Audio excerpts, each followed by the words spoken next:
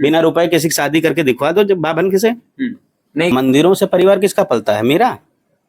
अगर परिवार ना पलता, उनका रुपया ना चढ़ता वहां पे ना, तो ये जो उसने किया है ना, उसकी बीबी ने, पेशाब ये वहां भी ना करने जाते। हराम का खाने वालों को अगर मेहनत करके खाना पड़े या खुद किसी को देना पड़े, खिलाना पड़े, तो उनको तकलीफ होगी। साथियों, इटावा की घटना अब सिर्फ संत सिंह यादव तक सीमित नहीं रही, वो कहीं ना कहीं पूरे यादव समाज तक पहुंच गई है। कई यादव संगठन और यादव सेना लगातार उसके पक्ष में, और समाजवादी पार्टी ने खुलकर उसका समर्थन किया और वो घटना का विरोध किया।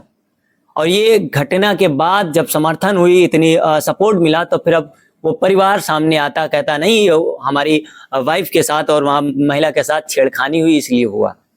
तमाम ऐसे कयास लगाए जा रहे हैं। इसी को लेकर हम बात करेंगे। अभी बात करने के लिए मौजूद है यादव सेना के राष्ट्रीय अध्यक्ष शिव कुमार यादव, जो किसी परिचय के मोहताज नहीं है। उससे बात करते हैं, समझते हैं पूरी घटना को कैसे देखते हैं, और यादव सेना इस घटना में उस समाज के और उन लोगों के साथ कैसे खड़ी होगी और कैसे लड़ाई लड़ेगी। सर, पहले तो आपका बहुत बहुत स्वागत है। धन्यवाद।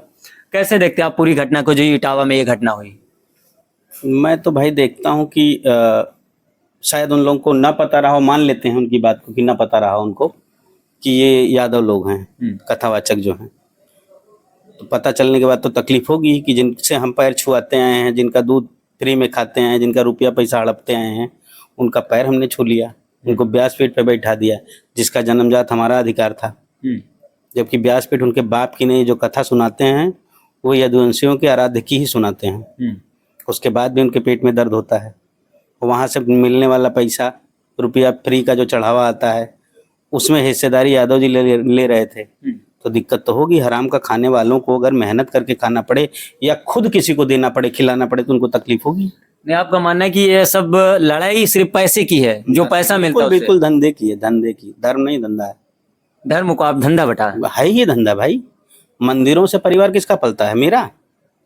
अगर परिवार ना पलता, उनका रुपया ना चढ़ता वहां पे ना, तो ये जो उसने किया है ना, उसकी बीबी ने, पेशाब ये वहां भी ना करने जाते। समझे? तो सिर्फ विशुद्ध धंधा है।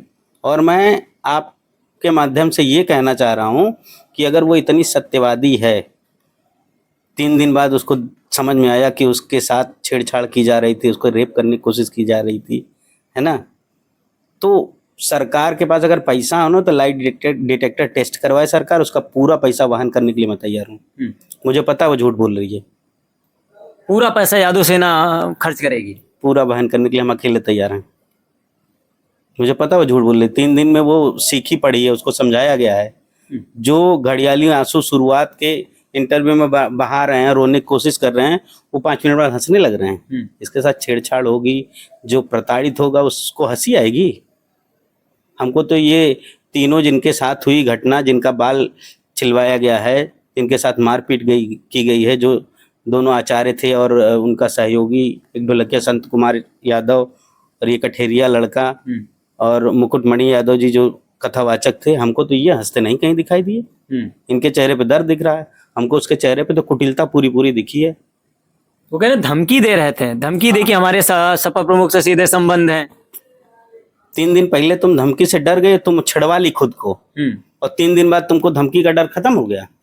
कौन सी गोली खा ली थी कि डर खत्म हो गया? कि मुख्यमंत्री ने डायरेक्ट फोन कर दिया था योगी जी ने उनको कि हम तुम्हारे साथ हैं। इसमें योगी जी का योगदान हो गया कि योगी जी ने फोन कर दिया? नेता प्रतिपक्ष, अगर विपक्ष का नेता जिसकी सत्ता नहीं है, उसके नाम से लोग डरा सकते हैं, तो प्रधानमंत्री के नाम से ये काहे नहीं, मुख्यमंत्री के नाम से ये काहे नहीं डरा ली, जबकि ये कोर समर्थक है भाजपा की? क्या नहीं डरा ली? वो डर गया होता। सब ड्रामा है, सब स्क्रिप्टेड है, सब कहानी का, सब धंधे का। तो ये भी कहा जा सकता कि यादव समाज के जो टीम है उसने जो कहा कि हमारा पीटा गया, ये भी स्क्रिप्टेड हो सकता है। अच्छा, हम तुमको यही एक चाटा मार दें तो तुरंत तुम सही बोलोगे ही। उसके बाद हम अलग बात है, जाके हम FIR कहीं करवाएं, कहें कि पहले इसने हमको मारा था। लेकिन जो रिएक्शन तुरंत आता है वो एकदम सही होता है, उसमें कुछ भी लिखा पड़ी नहीं होती, कुछ भी दिमाग नहीं लगता है। क्योंकि मैं तुमको मार दूंगा तो तुम भी रिएक्शन करोगे, तुम भी मुझे मारोगे। बिल्कुल, तो तत्काल वाला ही सही होता है। अब तुम वहां सोचोगे नहीं कि हम चलें एक FIR लिखवाएं, फिर वहां से परमिशन लें, कोर्ट जाएं, तब वहां जज साहब हमको परमिशन देंगे कि हाँ तुमने एक थप्पड़ खाया है तो एक थप्पड़ उनको मार लो, तब मारोगे क्या तुम? नहीं, पहले तुरंत ही होगा जो होगा। वही हुआ है। लेकिन फिर भी सवाल ये उठता है कि क्या जरूरत थी उनको। वो कह रहे हैं कि ये काम हमारा है, यादव का थोड़ी, वो शूद्र का है, उनके बाप का है। व्यासपीठ उनके बाप की है, देश उनके बाप का है। भागवत कथा जो लिखी गई है वो उनके बाप की लिखी हुई है कि उनके बाप का पैसा लगा उसमें, यह व्यवस्था उनके बाप की है। लेकिन अधिकार उनका है ना, उनका मानना है कि शूद्रों के कैसे कह दिए। कहाँ लिखा है कि उनका अधिकार है?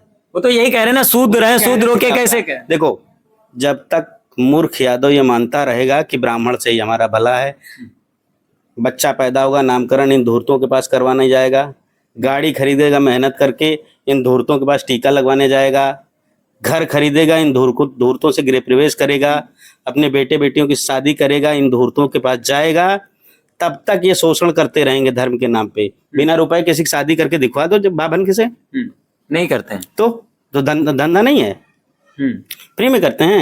नहीं। ये कहते हैं मंदिरों में भगवान की सेवा के लिए हम हैं, तो जो चढ़ावा चढ़ता है उसको सरकार के कोष में जमा करो तो मैं जानूं, या मना कर दो कि हम भगवान की सेवा के लिए हमको रुपया पैसा नहीं चाहिए, हम भगवान की सेवा कर लेंगे।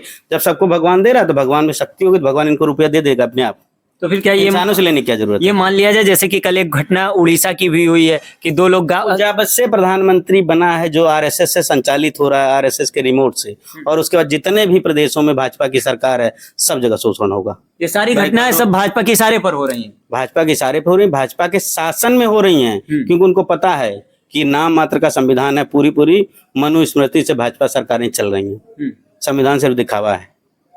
उसी मनुस्मृति का वो देके कहते हैं कि ये अधिकार भागवत करना या पूजा पाठ करना सिर्फ ब्राह्मणों का है। तो यादव मनुस्मृति लिखी किसने?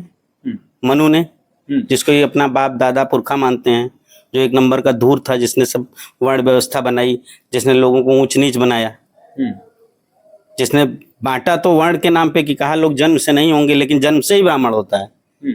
अगर जन्म से ब्राह्मण नहीं होता तो व्यासपीठ पे बैठने वाला किसी भी जाति का, जो धर्म का जानकार हो, जिसको धर्म कहते हैं, उसमें पारंगत हो विशेष कला में, वो पूज्य होना चाहिए। लेकिन यहाँ नहीं है।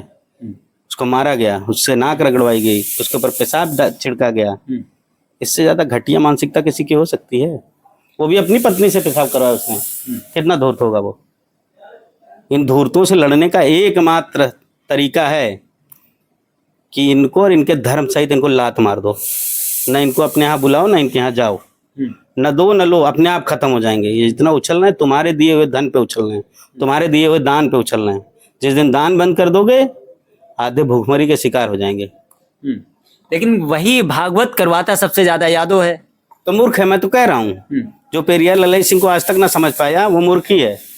वो भागवत के नाम पे, ईश्वर के नाम पे, धर्म के नाम पे ठगा जाता रहेगा, अगर नहीं सुधरेगा अभी भी तो। लेकिन इस घटना के बाद यादव सेना किस तरीके से इनका सहयोग करेगी, कैसे लड़ाई लड़ेगी? हम बिल्कुल हर स्तर से उनका सहयोग करेंगे। पहले बात तो आदमी के साथ खड़ा होना चाहिए, उनका मनोबल बढ़ाया जाना चाहिए। उनको लग रहा है कि हम वाकई में उनको ऊपर पेशाब की गई, उनका बाल मुंडवाया गया, उनको मारा पीटा गया। सोचो कितना अपने अंदर से छोटा महसूस कर रहे होंगे वो। तो क्या जैसे गंगा जल डाल के पहले शुद्धिकरण हुआ जाता था, अब गंगा जल का काम खत्म, सीधे अब पेशाब से शुद्धिकरण हो? क्योंकि ऐसी कई घटनाएं आई, चाहे वो बाराबंकी के भी जल्दी की घटना, एक दलित महिला के ऊपर पेशाब किया जाता है, ऐसे फरेंदा में, या एमपी की कई घटनाएं ऐसी आई हैं। जब तक आप ब्राह्मणों को सर्वश्रेष्ठ मानते रहेंगे, तब तक मान लीजिए कि हाँ, उनका पेशाब मानना पड़ेगा आपको। उन्होंने पेशाब से आपको शुद्ध किया है, आपके समाज के लोगों को, तो उनका पेशाब गंगा जल गौमूत्र से पवित्र है। ब्राह्मण महिला या उनके समाज का पेशाब गंगा जल और गौमूत्र से पवित्र हो गया? नहीं होता तो क्यों इन लोगों ने पवित्र किया? ब्राह्मण ही धर्म का ठेकेदार है, ब्राह्मण ही भगवान और जनता के बीच में दुभाषिया है। उसका धर्म रक्षक है, आप ठेकेदार बता रहे हैं। ठेकेदार, वो धर्म रक्षक है, ठेकेदार हम तो कह रहे हैं ठेकेदार नहीं है। धर्म रक्षक नहीं, ठेकेदार है, दलाल है, उसकी दलाली खाता है धर्म के नाम की। ब्राह्मण है और क्या? अभी तक नहीं समझ में आ रहा है? अब उसमें हिस्सेदारी कोई लेने लगा तो उसे दर्द क्यों होने लगा? व्यासपीठ पे ये खुद कहता है कि पंडित का मतलब है ज्ञानी। ब्राह्मणों की जातियां हटा दो, द्विवेदी, त्रिवेदी, चतुर्वेदी, पांडे, मिश्रा शिश्रा सबको हटा दो, शर्मा वर्मा, तो पंडित का मतलब होता है ज्ञानी। पंडित कोई भी हो सकता है जिसके पास ज्ञान हो। तो आपको क्या दिक्कत इनको क्या हुई? अगर मुकुटमणि यादव ने पंडित मुकुटमणि कथावाचक या आचार्य लिख लिया तो तकलीफ क्यों हो गई तुमको? क्या समस्या है? कुछ नहीं समस्या होनी चाहिए। ये तो फिर ब्राह्मणों से पूछो, हमसे क्या पूछो? हमको पता है ना कि उनको समस्या है। क्या समस्या आप बता दीजिए क्या हम समस्या? बता तो रहे हैं, धंधे में तुम हिस्सेदारी ले रहे हो यार, तो उनको समस्या नहीं होगी? फ्री का धन आ रहा है जिसमें ना इनका एक पैसा इन्वेस्टमेंट है, ना एक पैसा टैक्स कटना है, उसमें हिस्सेदारी करो, उनको तकलीफ नहीं होगी? इससे पहले जब उन्होंने आज बात सामने आई तो उन्होंने कहा हमको मारा पीटा, बाल कट मुड़वा दिए, चोटी काट दी, हमारी चैन छीन ली, हमारे पैसे ले लिए। अब वही सामने वाला परिवार ये कह रहा हमारी महिला के साथ छेड़खानी की गई 3 दिन बाद। और तुम कितने नीच हो कि तुम्हारे घर की महिला के साथ छेड़खानी की गई और तुम कह रहे हो कि हम भागवत खंडित ना हो जाए इसलिए हम शांत थे। तो भागवत पूरी हो जाने देते, खंडित क्यों करवा दिए बीच में? अगर तुमको इतना डर था, अब भागवत खंडित हो गई तो तुम्हारे घर में कौन सा अपशगुन हो गया जरा बताओ? तुमने तो दूसरे को मारा है और झूठ बोल रहे हो तुम लोग। 3 दिन तुमको लग गया पूरी कहानी बनाने में। तुमको लगा कि अब हम फंस जाएंगे। 4 लोग जेल चले गए, बाकायदा कचहरी में कुटाई होने के बाद वो जेल गए। और अब इसकी बीवी का नंबर था, क्योंकि मानवाधिकार में भी केस पड़ा हुआ है। तो ये सोचे कि कहीं हमारी बीवी भी अंदर न चले जाए, हम भी ना चले जाएं। तो पूरी कहानी 3 दिन में तैयार की गई है। अब आगे देखिए प्रशासन क्या खेल खेलता है। यादव सेना 29 तारीख को वहां जाने का ऐलान किया है, क्या कार्रवाई होगी और जाएंगे तो किन मुद्दों पर चर्चा होगी? किन पीड़ित के साथ खड़े होंगे, उनका मनोबल बढ़ाने जा रहे हैं। बाकी कानूनी लड़ाई वहां खड़े होकर नहीं, कोर्टों में लड़ी जाती है, उसकी व्यवस्था हम करेंगे। अगर कानूनी तरीके से उनको न्याय नहीं मिलता है, क्योंकि एक तरफ लगातार आप लोग कहते आ रहे हैं, कहाँ तक मिलेगा? कितनी कोर्टें खरीद लोगे? सुप्रीम कोर्ट तक खरीद लोगे? न्याय कहीं नहीं मिलेगा यार।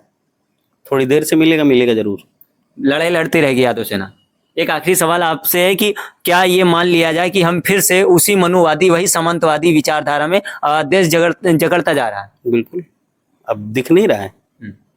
अब आप लोग देख नहीं पा रहे हैं, सोच नहीं पा रहे हैं, या सोचना नहीं चाहते धर्म के नाम पे। आस्तिक होना बड़ा आसान है, नास्तिक होना बहुत मुश्किल है। क्योंकि नास्तिक जब तक संतुष्ट नहीं होता तब तक चीज़ों को नहीं मानता है। और जो लोग धूर्त टाइप के होते हैं ना, सब भगवान कर रहा है। तुम किसी का रेप कर दो, सब भगवान की मर्जी है। तुम किसी को गोली मार दो, सब भगवान की मर्जी है। तुम किसी को लूट लो, सब भगवान की मर्जी है। ये सब भगवान की मर्जी से होते हैं?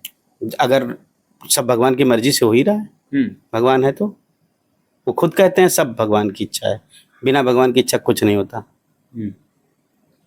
लेकिन एक ये भी उठा कि जैसे उड़ीसा हो या मध्य प्रदेश हो या अब यूपी में, अभी पहले कल उड़ीसा में हुआ, इससे पहले मध्य प्रदेश में हुआ, अब यूपी में हुआ है, तो तीनों जगह भारतीय जनता पार्टी की सरकार से नहीं हुआ, कई सालों से हो रहा है। दर्जनों केस ऐसे हुए हैं। आज की डेट में पूरे भारत देश में न्याय के लिए तुमको सवर्ण होना जरूरी है।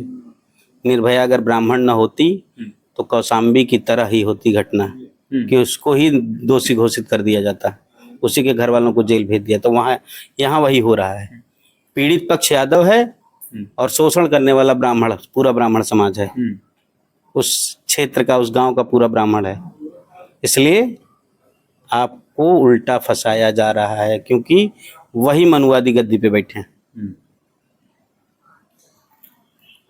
जो घटना इटावा में हुई उसकी लगातार चर्चा हो रही। अब एक नया मोड़ जो आया है, उस परिवार ने सामने आके कहा हमारी मौजूद महिला के साथ छेड़खानी हुई और 3 दिन लग गए।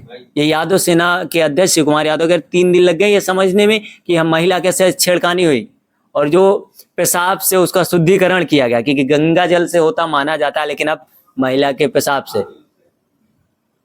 ये एक घटना शर्मसार करती है एक समाज को, सभी को। इसी को लेकर हम राष्ट्रीय अध्यक्ष यादव सेना शिव कुमार यादव से बात करते हैं। उन्होंने अपनी बात रखी। आपका क्या मानना है कमेंट बॉक्स में जरूर बताइएगा।